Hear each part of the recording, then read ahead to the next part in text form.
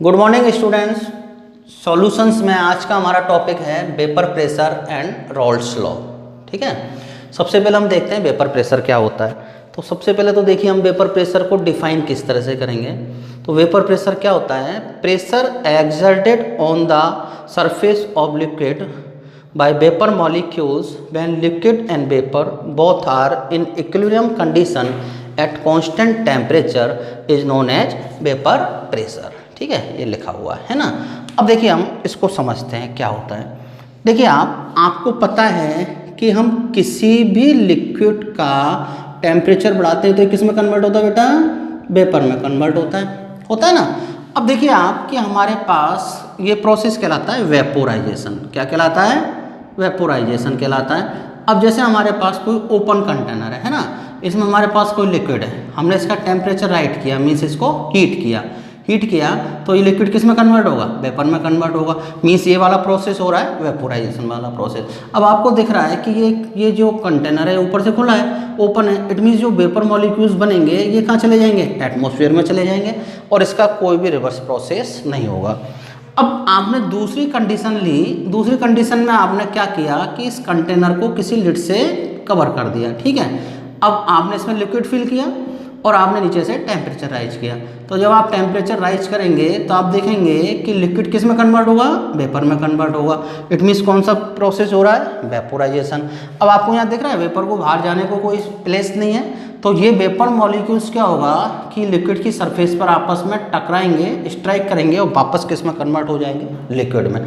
तो यदि हमने क्लोज कंटेनर लिया है तो एक डायरेक्शन में तो वेपोराइजेशन हो रहा है और दूसरे डायरेक्शन में क्या हो रहा है? कंडेंसेशन हो रहा है। क्या हो रहा है? कंडेंसेशन। मेरी बात को फिर सुनिए, यदि क्लोज कंटेनर है तो उसमें वेपोराइजेशन भी होता है और कंडेंसेशन भी होता है। अब आपको इक्विलिब्रियम से पता है कि initially rate of forward process fast होगा, जबकि रेट ऑफ बैकवर्ड प्रोसेस क्या होगा? स्लो होगा। तो लिक्विड वेपर में कन्वर्ट होगा। एक टाइम ऐसा आएगा कि इक्विलिब्रियम आ जाएगा। इक्विलिब्रियम पर क्या होगा? Rate of vaporisation becomes equal to rate of condensation। It means जितना लिक्विड वेपर में कन्वर्ट होता है उतनी वेपर क्या होती है? लिक्विड में कन्वर्ट हो जाती है। तो ये आपको पहले से भी आता है कि इक्विलिब्रियम पर कोई भी नेट चेंज नहीं होता है। तो इक्विलिब्रियम पर क्या होता है कि जितना लिक्विड वेपर में कन्वर्ट होता है उतने ही वेपर लिक्विड में कन्वर्ट हो जाती है। अब इस टाइम इस वेपर के मॉलिक्यूल्स के द्वारा लिक्विड की सरफेस पर लगाया गया प्रेशर क्या कहलाता है? Vapour pressure. ठीक है। अच्छा, अब देखिए मेरी डेफिनेशन में एक चीज़ है कांस्टेंट टेम्परेचर, है ना। उसका रीजन क्या है कि जो वेपर प्रेशर है वो टेम्परेचर से अफेक्टेड होता है ना। अब देखिए हम देखेंगे factors affecting the value of vapour pressure. तो दो फैक्टर हैं इसमें। पहला है nature of liquid. Nature of liquid, तो देखिए आप लिक्विड एक तो होते हैं मोर वोलेटाइल और एक होते हैं लेस वोलेटाइल। तो मैं लिखूंगा at same temperature vapour pressure of more volatile liquid will be more than less volatile liquid। इसका मतलब क्या हुआ कि यदि टेम्परेचर सेम है तो मोर वोलेटाइल लिक्विड का वेपर प्रेशर क्या होगा? लेस वोलेटाइल लिक्विड से ज़्यादा होगा, है ना। कैसे? देखिए आप समझिए। देखिए जैसे हमारे पास एल्कोहल है ना, और साथ में क्या है? हमारे पास वाटर है। ठीक है ना, एल्कोहल ऑन वाटर। अब आपको ये भी पता है कि जो नेचर है लिक्विड का कि वोलेटाइल है या कम वोलेटाइल है, ये डिपेंड करता है इंटरमॉलिक्यूलर फोर्सेस पर। अब आपको पता है कि इंटरमॉलिक्यूलर फोर्सेस स्ट्रॉन्ग होते हैं तो क्या होता है? मॉलिक्यूल एक दूसरे के मोर क्लोज होते हैं और उनको दूर ले जाने के लिए हमको ज़्यादा टेम्परेचर की ज़रूरत पड़ती है। इसका मतलब क्या हुआ? लिक्विड लेस वॉलेटाइल होता है। और यदि इंटरमॉलिक्यूलर फोर्सेस वीक होते हैं तो क्या होता है? उनको दूर ले जाने, मॉलिक्यूल्स को दूर ले जाने के लिए हमको कम टेम्परेचर की ज़रूरत पड़ती है। तो इसका मतलब लिक्विड क्या होगा? मोर वॉलेटाइल होगा। अच्छा, मैं एक बार वापस बता दूं कि इंटरमॉलिक्यूलर फोर्सेज हमारे 11th क्लास जो है उसके 5th चैप्टर में है। जब भी हम बेसिक्स का एक लेक्चर लेंगे तो उसमें हम इनको डिस्कस करेंगे, है ना। अब देखिए आपको ये भी पता है कि अल्कोहल और वाटर दोनों में कौन सा इंटरेक्शन होता है, हाइड्रोजन बॉन्डिंग। कौन सा होता है, हाइड्रोजन बॉन्डिंग। लेकिन H2O का हाइड्रोजन बॉन्डिंग क्या होता है, अल्कोहल के कंपेरिजन में स्ट्रॉन्ग होता है। तो इसका मतलब क्या हुआ कि अल्कोहल सेम टेम्परेचर पर क्या होगा, वाटर से ज़्यादा वॉलेटाइल होगा। तो इसका मतलब सेम टेम्परेचर पर वेपर प्रेशर किसका ज़्यादा होगा, अल्कोहल का। किसका ज़्यादा होगा, अल्कोहल का, है ना। अब देखिए दूसरा फैक्टर है टेम्परेचर। मैंने आपको वेपर प्रेशर की डेफिनेशन में भी कहा था टेम्परेचर क्या है, वेपर प्रेशर को अफेक्ट करता है। तो एक बार मैं वापस लिखता हूँ। देखिए आप, लिक्विड है, लिक्विड किस में कन्वर्ट हो रहा है, वेपर में, है ना। ये प्रोसेस क्या कहलाता है, वेपोराइजेशन। और इसका बैकवर्ड प्रोसेस क्या कहलाता है, कंडेंसेशन। अब ये जो वेपोराइजेशन का प्रोसेस है ना, ये क्या होता है, एंडोथर्मिक होता है। क्या होता है, एंडोथर्मिक। एंडोथर्मिक का मतलब ये होता है कि इस प्रोसेस में हीट एब्जॉर्ब होती है। अब जब आप टेम्परेचर इंक्रीज करेंगे, तो टेम्परेचर इंक्रीज करेंगे तो ले चैटेलियर के प्रिंसिपल के अकॉर्डिंग क्या होता है कि ये जो इक्विलिब्रियम है वो थोड़ा सा फॉरवर्ड डायरेक्शन में शिफ्ट हो जाता है, क्योंकि वो टेम्परेचर के इफेक्ट को अंडू करना चाहेगा, उसके लिए उसको फॉरवर्ड डायरेक्शन में शिफ्ट होना पड़ेगा। तो जब ये इक्विलिब्रियम फॉरवर्ड डायरेक्शन में शिफ्ट हो जाएगा तो यहाँ पर number of vapour molecules increase हो जाएंगे। और आपको पता है जब number of vapour molecules increase हो जाएंगे तो वेपर प्रेशर इंक्रीज हो जाएगा। इसका मतलब हम ये कह सकते हैं कि vapour pressure is proportional to temperature. मतलब यदि हम टेम्परेचर बढ़ाएंगे तो क्या होगा, वेपर प्रेशर बढ़ जाएगा, है ना। एक बार मैं वापस रिपीट करता हूँ। वेपर प्रेशर क्या होता है, कांस्टेंट टेम्परेचर पर वेपर के मॉलिक्यूल्स के द्वारा लिक्विड की सरफेस पर लगाया गया प्रेशर क्या कहलाता है, वेपर प्रेशर कहलाता है। आपको हमेशा ध्यान रखना है कि जो ओपन सिस्टम होता है उसका वेपर प्रेशर हमेशा कितना होता है, 1 एटमॉस्फेयर होता है ना। अब इसको कौन से फैक्टर अफेक्ट करेंगे, एक तो नेचर ऑफ लिक्विड। तो आपको पता है कि मोर वोलेटाइल लिक्विड का वेपर प्रेशर ज़्यादा होता है और लेस वोलेटाइल लिक्विड का वेपर प्रेशर कम होता है, ठीक है ना। इसी तरह से टेम्परेचर, तो वेपर प्रेशर क्या होता है, टेम्परेचर के प्रोपोर्शनल। ठीक है बच्चों, देखिए हमारा न्यू टॉपिक है राउल्ट्स लॉ, है ना। तो जो राउल्ट साइंटिस्ट हैं, इन्होंने क्या है, वेपर प्रेशर और मोल फ्रैक्शन में रिलेशन दिया, जैसे हम क्या कहते हैं, राउल्ट लॉ। तो राउल्ट्स लॉ के अकॉर्डिंग क्या होता है, देखिए Raoult gave a quantitative relationship between mole fraction and partial vapour pressure of each component present in solution known as Raoult law, है ना। तो अब देखिए आप, जो ये राउल्ट लॉ है ये दो तरह से होता है। एक तो है first Raoult's law for a binary solution of two volatile liquids, है ना। और दूसरा होता है Raoult's law for a solution of non volatile solute in volatile liquid, है ना। तो हम पहला देखेंगे Raoult's law for a binary solution of 2 volatile liquid. तो आपको पता है बाइनरी का मतलब होता है 2 कंपोनेंट सिस्टम, और इसमें दोनों कंपोनेंट क्या है, लिक्विड है, जो कि क्या है, वॉलेटाइल है नेचर में, है ना। तो इसमें क्या होता है, according to Raoult with partial pressure of each component in above type of solution is proportional to mole fraction of that component in solution। मेरी बात को फिर समझिए, हम पढ़ रहे हैं Raoult's law for a binary solution of 2 volatile liquid. मतलब क्या है, एक सॉल्यूशन है जिसमें 2 लिक्विड है और दोनों ही क्या है, वॉलेटाइल है। तो उसमें राउल्ट के अकॉर्डिंग क्या होता है, partial pressure of each component in above type, means इस टाइप के लिक्विड में, solution is proportional to mole fraction of that component in solution. जैसे सपोज लिक्विड में, सॉल्यूशन में 2 कंपोनेंट है, ए और बी, दोनों लिक्विड हैं। तो जो ए का पार्शियल प्रेशर होगा वो ई के मोल फ्रैक्शन के प्रोपोर्शनल होगा और बी का पार्शियल प्रेशर बी के मोल फ्रैक्शन के प्रोपोर्शनल होगा। तो हमने क्या, we assume that two liquids A and B are present in solution, है ना, और मोल फ्रैक्शन इनके क्या है, x and x B. X and x B क्या है, मोल फ्रैक्शन है, ठीक है। और इनके पार्शियल वेपर प्रेशर क्या है, P A and P B. P A and P B इनके क्या हैं, पार्शियल वेपर प्रेशर। वापस देखिए, हमने माना कि टू लिक्विड सॉल्यूशन में प्रेजेंट है, ए एंड बी दोनों वॉलेटाइल है। ए का मोल फ्रैक्शन एक्स है, बी का मोल फ्रैक्शन एक्स बी। ए का पार्शियल प्रेशर पी है और बी का पार्शियल प्रेशर पी बी।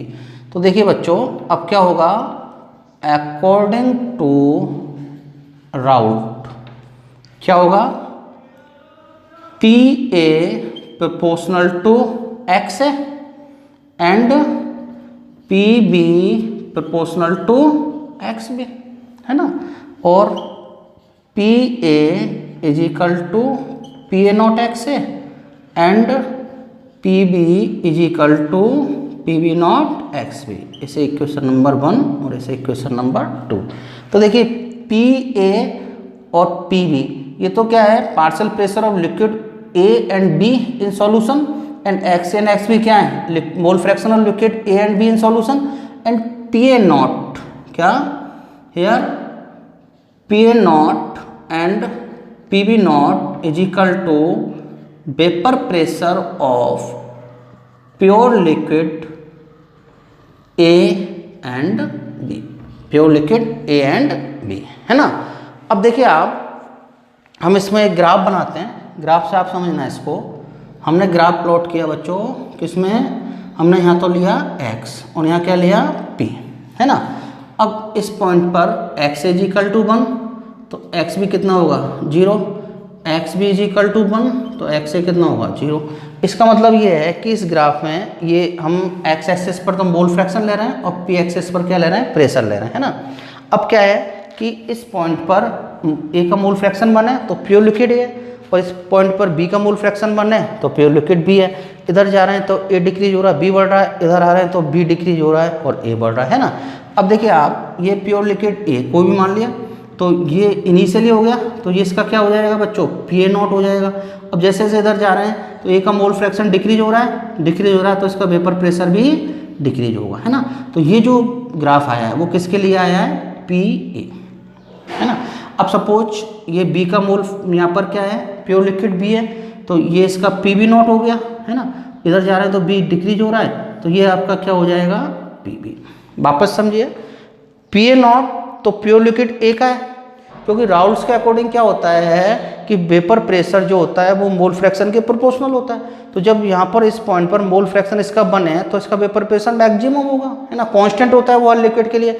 अब आप जैसे जैसे जा रहे हैं तो इसका मोल फ्रैक्शन डिक्रीज होता जा रहा है, तो इसका वेपर प्रेशर भी डिक्रीज हो रहा है। तो पी ए नॉट तो प्योर लिक्विड ए का वेपर प्रेशर है और पी ए लिक्विड ए का वेपर प्रेशर है, पार्शियल वेपर प्रेशर है किसमें, सॉल्यूशन में। किसमें, सॉल्यूशन में। इसी तरह से पी बी नॉट। अब इसी तरह से क्या होगा, ये ग्राफ आ गया तो आपको डाल्टन के अकॉर्डिंग पता है P is equal to P A plus P B, P is equal to P A plus P B, है ना बच्चों। तो अब देखिए आप इसको आगे समझना। देखिए हमने लिखा according to Dalton's partial pressure law P is equal to P A plus P B.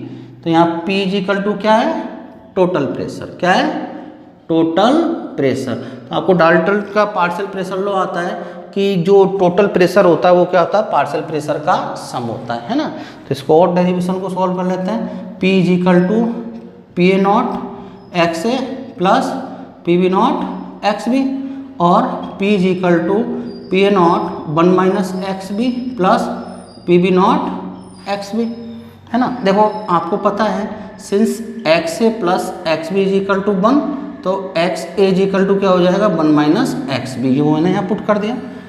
और P is equal to P A not minus P P A not x B plus P B not x B.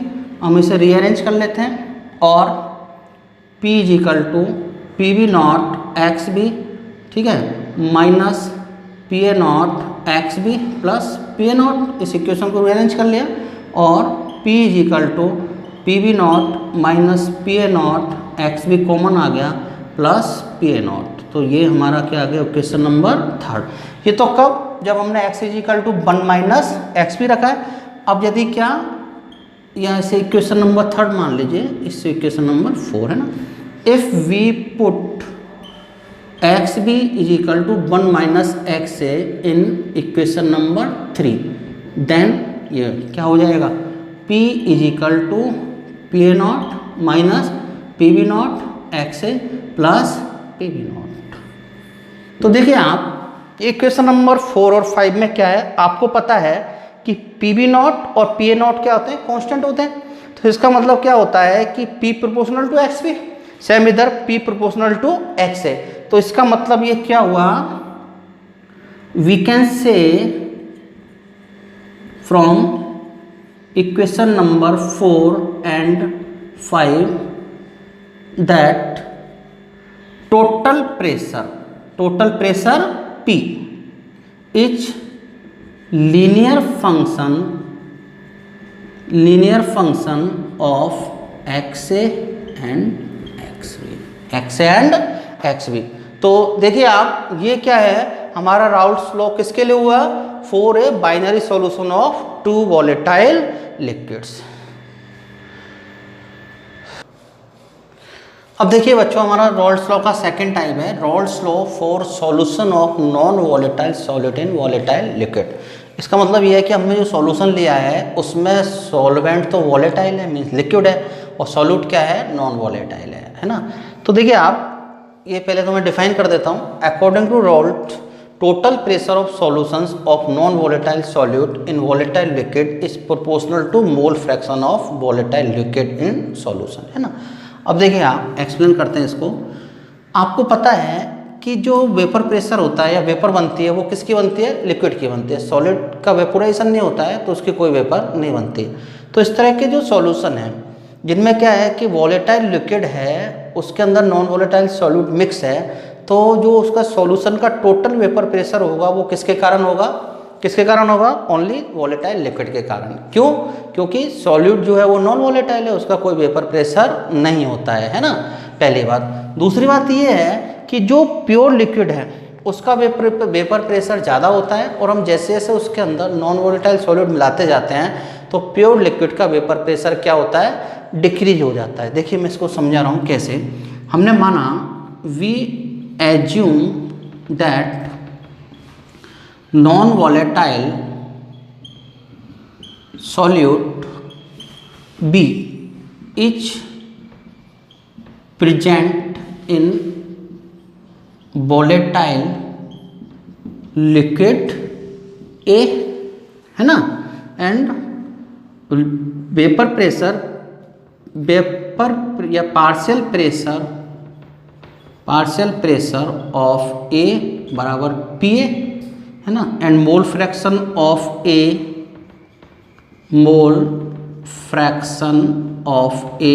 Is equal to XA and mole fraction of B is equal to XB। और total pressure of solution is equal to P। वापस देखिए, हमारे पास A तो volatile है और B non volatile है। तो A का पार्शियल प्रेशर हमने मान लिया PA, मोल फ्रैक्शन A का XA, B का XB, और टोटल प्रेशर सॉल्यूशन का कितना है, P। अब देखिए आप इसको ग्राफ से समझिए पहली बात तो, है ना। हमने ग्राफ प्लॉट किया X एंड P तो प्रेशर और X मोल फ्रैक्शन। अब देखो बच्चों, X इज इक्वल टू 1 है, मीन्स इस पॉइंट पर प्योर लिक्विड A है, प्योर लिक्विड A है तो इसका जो वेपर प्रेशर होगा वो मैक्सिमम होगा, और वो क्या होगा, PA नॉट, है ना। इधर इधर जा रहे हैं, A डिक्रीज हो रहा है, B इंक्रीज हो रहा है, XB is equal to 1, XA is equal to 0 और XB इज इक्वल टू 0, ठीक है। तो आप जब इधर जा रहे हैं तो A डिक्रीज हो रहा है, इसका मोल फ्रैक्शन घट रहा है तो इसका वेपर प्रेशर भी घटेगा, है ना। अब इसमें एक ही करवाएगी। उसका रीजन क्या है, आपको ये भी पता है कि V का कोई वेपर प्रेशर नहीं होता। V का कोई वेपर प्रेशर, क्योंकि V क्या है, नॉन वोलेटाइल है ना। अब मेरी बात को समझना कि ये जो है प्योर लिक्विड A का वेपर प्रेशर कितना है, PA0, और इसमें जैसे जैसे हम B मिलाते जा रहे हैं तो B मिलाते जा रहे हैं तो इसका वेपर प्रेशर घटता जा रहा है और वो क्या हो रहा है, PA। ये क्या है, PA, है ना। अब देखिए आप, पहली बात तो क्या होता है कि प्योर लिक्विड का वेपर प्रेशर ज़्यादा होता है, उसमें नॉन वोलेटाइल सॉल्यूट के मिलाने से उसका वेपर प्रेशर क्या होता है, डिक्रीज होता है। ऐसा क्यों होता है, देखिए मैंने आपको बताया था कि vapour pressure is directly proportional to mole fraction. जब प्योर लिक्विड A है तो उसका मोल फ्रैक्शन 1 है मीन्स मैक्सिमम है, तो उसका वेपर प्रेशर भी मैक्सिमम होगा। जब आप उसमें नॉन वोलेटाइल सॉल्यूट मिक्स करते जा रहे हैं तो उसका मोल फ्रैक्शन क्या होता जा रहा है बच्चों, घटता जा रहा है, तो उसका वेपर प्रेशर भी डिक्रीज होता जाएगा, है ना। दूसरी बात आप ऐसे समझिए कि जब प्योर लिक्विड है तो प्योर लिक्विड है तो उसकी सरफेस पर ओनली क्या है, A, ओनली लिक्विड है, तो उसका वेपोराइजेशन होगा, तो पूरी सरफेस से वेपोराइजेशन होगा। अब हम इसमें नॉन वोलेटाइल सॉल्यूट मिला दिया तो कुछ सॉल्यूट क्या होगा, सरफेस पर होगा, तो वो सरफेस एरिया जहाँ से वेपोराइजेशन हो रहा है वो क्या होता है, डिक्रीज हो जाता है। तो उससे क्या हो जाएगा कि A का वेपर प्रेशर डिक्रीज हो जाएगा, है ना। कुल मिला के मैं रिपीट करता हूँ बच्चों कि जब आप वोलेटाइल लिक्विड में नॉन वोलेटाइल सॉल्यूट मिक्स करते हैं तो वोलेटाइल लिक्विड का वेपर प्रेशर डिक्रीज हो जाता है ना। प्योर लिक्विड का PA0 होता है और सॉल्यूशन में A का कितना है, PA, है ना। अब देखिए आप, देखिए अकॉर्डिंग टू राउल्ट P किसके बराबर होगा, PA, मैंने पहले कह दिया। इस तरह के सॉल्यूशंस का टोटल प्रेशर किसके बराबर होता है, A के बराबर, है ना। और and PA proportional to X है, और we can say PA is equal to PA0 X है, PA is equal to PA0 X है ना। और जो नॉन वोलेटाइल सॉल्यूट्स के मिलाने से वेपर प्रेशर में डिक्रीज होती है वो क्या कहलाता है, वेपर प्रेशर डिक्रीज, ठीक है। तो ये रॉल्स लॉ हमारा किसके लिए हो गया बच्चों, ये हो गया नॉन वोलेटाइल सॉल्यूट्स के वोलेटाइल सॉल्वेंट में सॉल्यूशन के लिए, है ना। एक बार देख लीजिए।